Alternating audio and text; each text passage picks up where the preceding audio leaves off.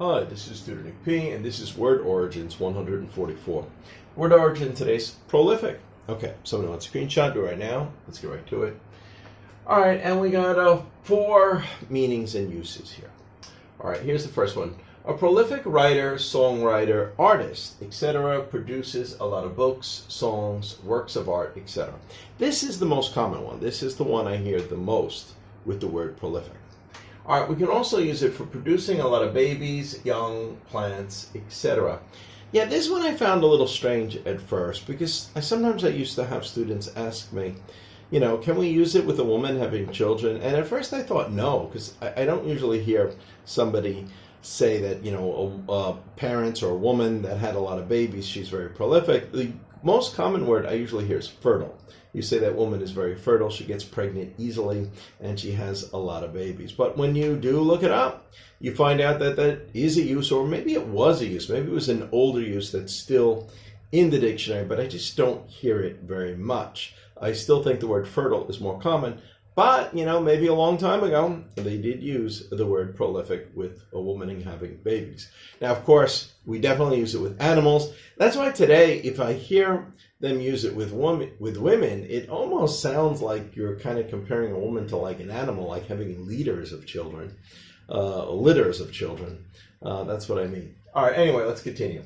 Just to note that point. But we say young, of course, with animals, plants. Number 3, a prolific sports player scores a lot of points, goals, etc. Or number 4, existing in large numbers. So you can have a general use as well. All right, let's continue. The term entered English from French, prolifique, okay, and previously from Latin prolificus. If you break it down further, in Latin it was from proles, meaning offspring, plus facere, meaning to do or to make, so to make offspring. So that is kind of the origin of where it comes from. All right, and we got 6 examples to show just how you may hear it used. Here's the first one. Picasso was a prolific artist. Again, this is one of the most common ones. Stephen King is a prolific writer, definitely. I think he's written about 100 books or something like that. All right, let's continue. A rabbit is a prolific animal, definitely. We know that they reproduce very quickly and very often. Cy Young was the most prolific pitcher for wins. Okay, we can say this is sports. He had more wins than anybody else, and he was around a long time ago. Nobody ever caught up to him. And they even have an award for pitching in the year. I think if the best pitcher wins an award, they usually refer to it as a Cy Young Award for a pitcher. All right, number 5, corn is a prolific crop. Definitely lots of corn all over the place. And number 6, well, this would be the one like with a mother. But remember, this woman, she lived in the 1700s. The most prolific mother was a Russian woman named Mrs.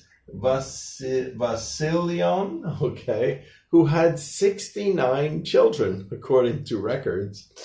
She had 16 pairs of twins, 7 pairs of triplets, 4 sets of quadruplets with 27 labors over 40 years. So if you figure that out, she never had a single baby at one time. She always had multiple births. And that's how it added up to 69. And she gave birth 27 times over 40 years. So I don't know if anybody alive today can imagine that. But anyway, I guess she still holds the world record for the most babies. Not the most babies at one time, but the most babies overall. Okay. Anyway, I hope you got it. I hope it was clear. I hope it was very informative. Thank you for your time. Bye-bye.